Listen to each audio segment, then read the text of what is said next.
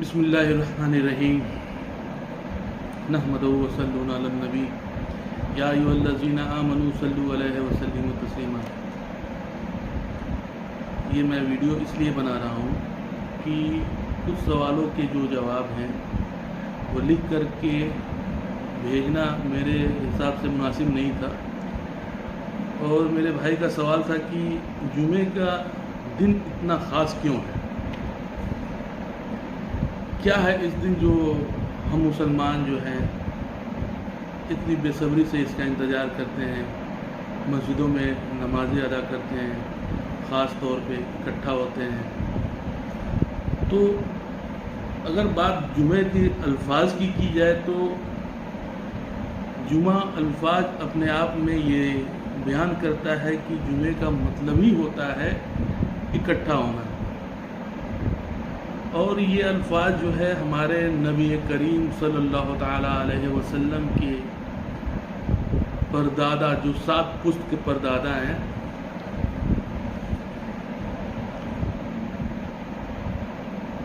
کعب ابن لؤئی، ان سے پہلے جمعے کو العروبہ کے نام سے جانا جاتا تھا۔ العروبہ کا مطلب یہ ہوتا ہے کہ ایک بہترین دن، جس کو ایک اچھا دن کے روپ میں اس کا مطلب اگر ہم عکس کریں تو بہتر رہے گا۔ اور کعب ابن لؤئی نے کیا کیا کہ اس دن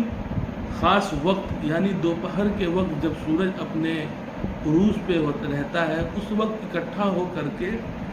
اور ابراہیم علیہ السلام کی تمام وہ سنتیں کو بیان کرنا، اور یہ پیشن گوئی اپنے ہمارے محمد مصطفیٰ صلی اللہ تعالیٰ علیہ وسلم کی پیشن گوئی کرنا، یہ سب باتیں اپنے قبیلے، جو ان کا قبیلہ تھا قریش، اس میں اکٹھا ہو کر یہ بیان کرتے تھے لوگ۔ تو اس وقت سے ہی اس کا نام الجمعہ پڑ گیا، جمعہ یعنی اکٹھا ہونے کا دن، اسمبلی جس کو کہہ سکتے ہیں، دا پلیس آف گیدرنگ کہہ سکتے ہیں۔ اور یہ روایت جو ہے آگے ان کے سلسلے میں ہمارے حضور کے جو چوتھے دادا کی بات کی جائے، انہوں نے بھی اس سلسلے کو چلایا، اور اس اکٹھا ہونے کو وہ لوگ قصاص الکلاب ابن کلاب کے نام سے بھی جانتے تھے، یعنی ابن کلاب کے کہانی، اور المزمی کے نام سے بھی اسے پکارا جاتا تھا۔ تو قریش قبیلہ اس دن اکٹھا ہوتا تھا، اکٹھا ہو کر کے اور اللہ تعالیٰ کے بیان کرتا تھا، حمد و ثنا کرتا تھا، اور ابراہیم علیہ السلام کی سنتوں کو بیان کرتا تھا۔ تو یہ وقت، اس وقت سے جو ہے اس کا نام جمعہ پڑا، اور اللہ تعالیٰ نے قرآن مجید میں بھی کئی جگہ جمعہ الفاظ کا استعمال کیا ہے۔ اور اس کی خاص فضیلت ایک یہ بھی ہے کہ اس دن میں آدم علیہ السلام کو اللہ تعالیٰ نے بنایا، اس دن کو بنایا، اور اسی دن کو اللہ تعالیٰ نے آدم علیہ السلام کو جنت میں ڈالا، اور اسی دن کو اللہ تعالیٰ نے آدم علیہ السلام کی گناہوں کو معاف کیا، اور دنیا سے اللہ تعالیٰ نے ان کو اسی دن ہی اٹھایا۔ تو جمعہ کا ایک آدم علیہ السلام کے ساتھ کافی خاص ناطہ جوڑا جا سکتا ہے، اور اللہ تعالیٰ نے قرآن مجید میں کئی جگہ اس کی فضیلت بھی بتائی ہے۔ اور اس دن کو ہمارے حضور صلی اللہ علیہ وسلم نے عید کے دن بھی مقرر کر دیا کہ یہ عید ہم مسلمانوں کے لیے ایک عید کا دن ہے، اور اس دن پہ ہمیں روزہ رکھنے کے لیے بھی منع کیا گیا کہ آپ جب عید مطلب سیلیبریشن جب کوئی کرے تو آپ بھوکے نہ رہیں، اور ہم یہ بھی جانتے ہیں کہ جو عید الفطر ہے اس دن بھی ہم روزہ نہیں رکھ سکتے۔ تو یہ خاص جو وقت ہے وہ بہت ساری حدیثوں میں بیان کی گئی ہے۔ ترمذی میں تو یہاں تک کا بیان آیا ہے کہ حضور صلی اللہ علیہ وسلم فرماتے ہیں کہ جمعے کی روز کسی مسلمان کی انتقال نہیں ہو سکتا، اگر انتقال ہوتا ہے تو وہ اللہ کی مرضی ہے، جس کی وجہ سے اس کے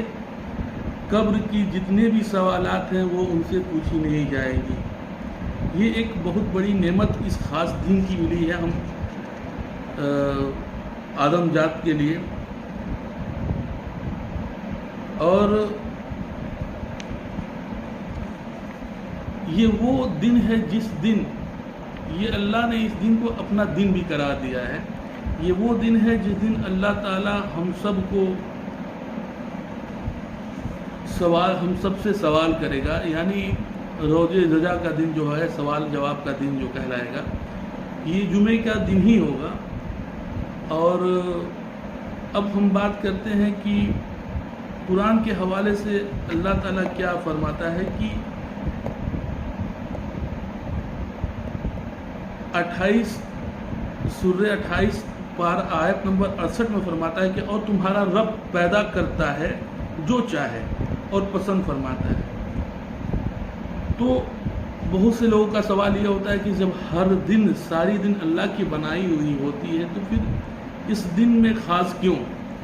تو اس کا جواب اللہ نے قرآن میں فرما دیا کہ اور تمہارا رب سب کچھ پیدا کرتا ہے اور اسے پسند فرماتا ہے۔ تو یعنی اللہ نے ہر سب کچھ پیدا کیا اور ان چیزوں میں اللہ کو کچھ چیزیں پسند ہے۔ جیسے ہم انسان کو بھی پیدا کیا، اللہ نے ہم انسانوں میں بھی بہت سے انسان کو افضل بنایا، تو ویسے ہی جو کچھ بھی اللہ نے پیدا کیا اس میں اللہ نے کچھ چیزوں کو خاص پسند فرمایا۔ تو دن کی بات کی جائے تو ان دنوں میں جمعے کا ایک خاص وقار رہتا ہے، جو دنوں کے حساب سے جو اللہ پسند فرماتا ہے۔ اور سورۃ الجمعہ بھی آیت اتاری گئی قرآن میں، ہمارے قرآن شریف میں ایک نازل ہوئی سورۃ الجمعہ، اس میں بھی بہت سے جمعے کے حوالے سے معلومات ہیں۔ ایک سورۃ الجمعہ میں یعنی یہ 62 سورہ ہے، اور آیت نمبر 9 میں آیا ہے کہ اے ایمان والو، جب نماز کی اذان ہو جمعے کے دن تو اللہ کے ذکر کی طرف دوڑو اور خرید فروخت چھوڑ دو، یہ تمہارے لیے بہتر ہے اگر تم جانو۔ گویا کہ اللہ نے اس دن کو قرآن میں بھی ظاہر کر دیا کہ جب جمعے کی اذان ہو تو سب کچھ چھوڑ کر اللہ کے ذکر کی طرف دوڑو۔ اور شاید یہ بھی ہم اکثر کر سکتے ہیں کہ اگر ہم جمعے کی عبادت خاص طور پہ اپنے زندگی میں بنا لیں تو شاید اللہ تعالی ہمیں روز رجا کے دن جو جمعے کے دن ہوگا اس کے وسیلے سے ہمیں معاف فرما دے۔ اور سورۃ بروز میں اللہ تعالیٰ فرماتے ہیں کہ اور اس دن جس کا وعدہ ہے اور اس دن کی جو گواہ ہے اور اس دن کی جس میں حاضر ہوتے ہیں۔ تو یہاں اس آیت سے یہ پتہ چلا کہ اللہ تعالیٰ نے جس دن کی بات کی ہے، جس دن کا وعدہ کیا ہے، تو وہ کون سا دن ہے جس کا اللہ تعالیٰ نے وعدہ کیا ہے؟ تو مالک یوم الدین سورہ فاتحہ میں ہم جب پڑھیں گے تو یعنی اللہ مالک ہوگا اس روز رجا کے دن کا، مالک یوم الدین۔ اور اس آیت سے بھی یہ پتہ چلا کہ اس دن کا اللہ تعالیٰ نے بات کیا ہے اس میں، تو یعنی وہ ایک وہ روز رجا کا دن ایک جمعے کا دن رہے گا، اور اس جمعے کے دن